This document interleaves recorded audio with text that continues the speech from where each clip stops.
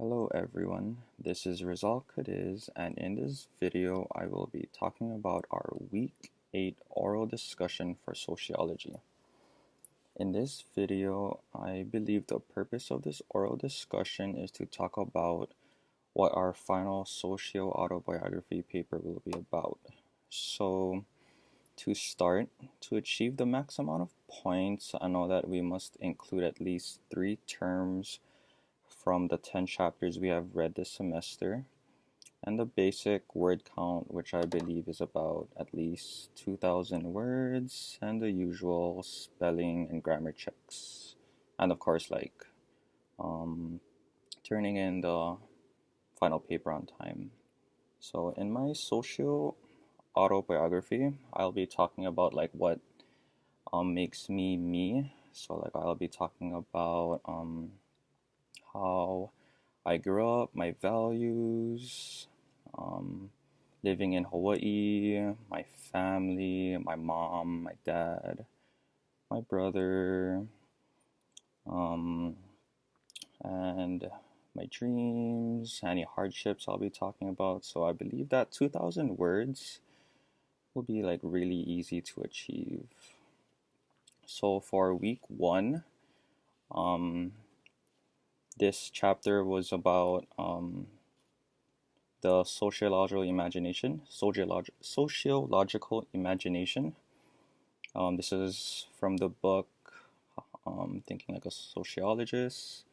And the 3 terms that I chose from this chapter was social institution, which is a complex group of interdependent positions that together perform a social role and reproduce themselves over time. So I'll be talking about how school, because then that's a social institution, how school shaped me, how it made me the person I am now.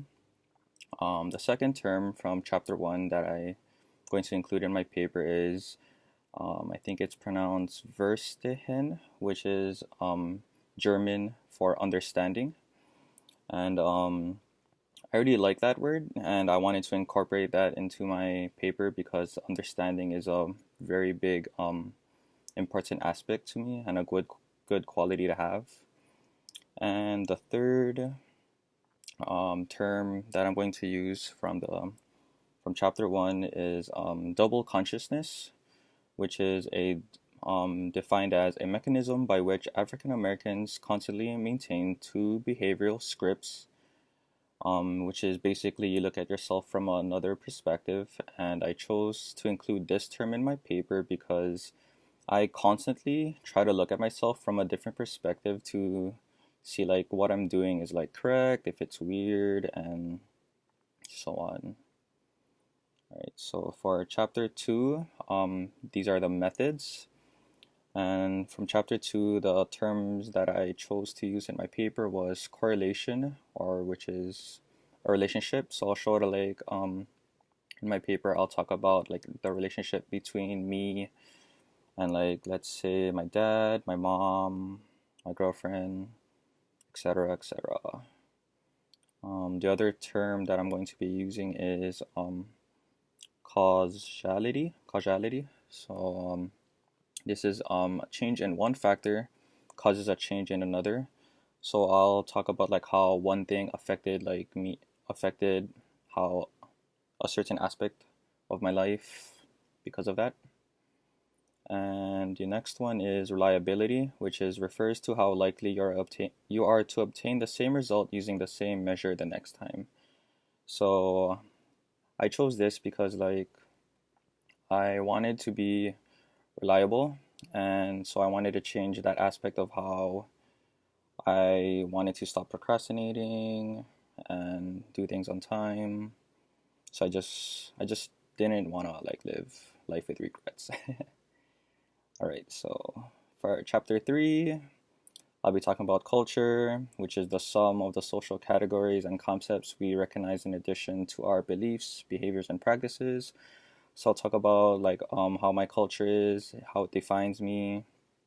Also subculture, so which is groups united by sets of concepts, values, symbols, and shared meanings specific to the members of that group. So my subculture could be like specifically how like video games, movies, specific music types, stuff like that, how it defines me.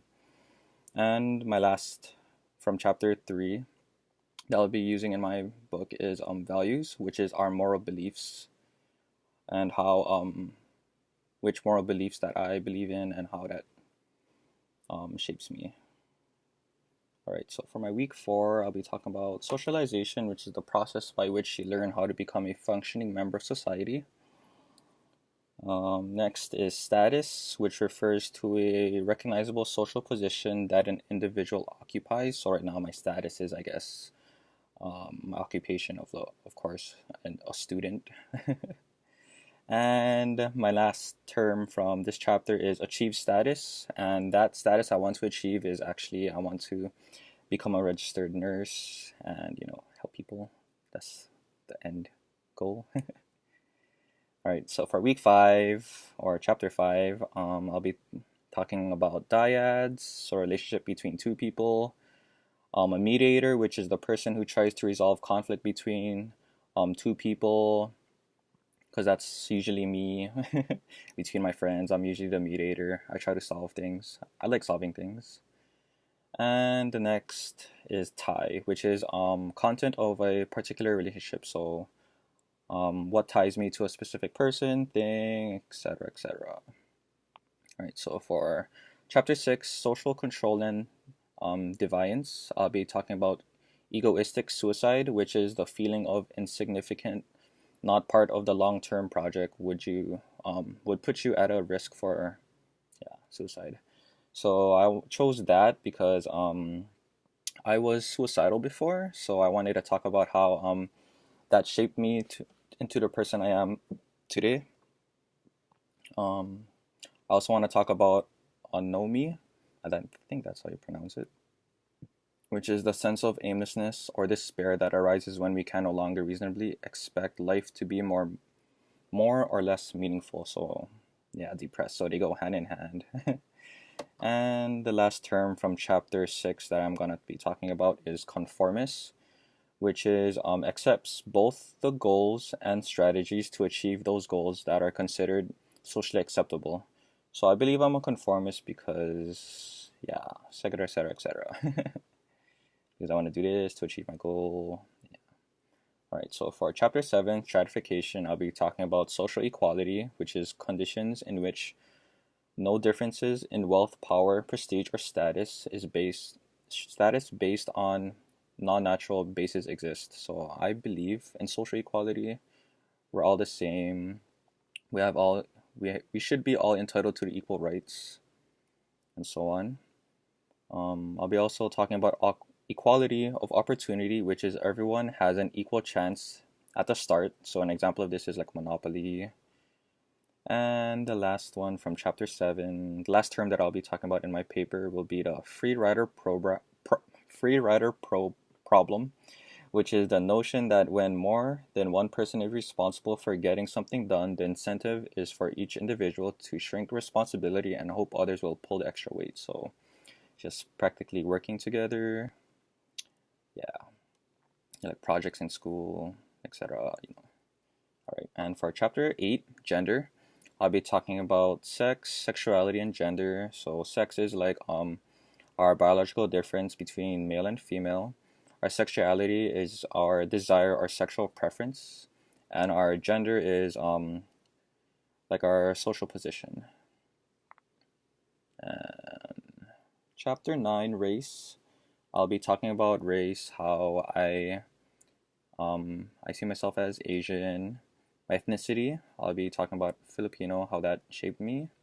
And the last term from chapter 9 I'll be talking about is pluralism, which is a society with several distinct ethnic or racial groups, which is perfect because where I grew up in Kalihi, it is very mixed. And for chapter 10, poverty, I'll be talking about poverty, which is the condition of deprivation due to economic circumstances.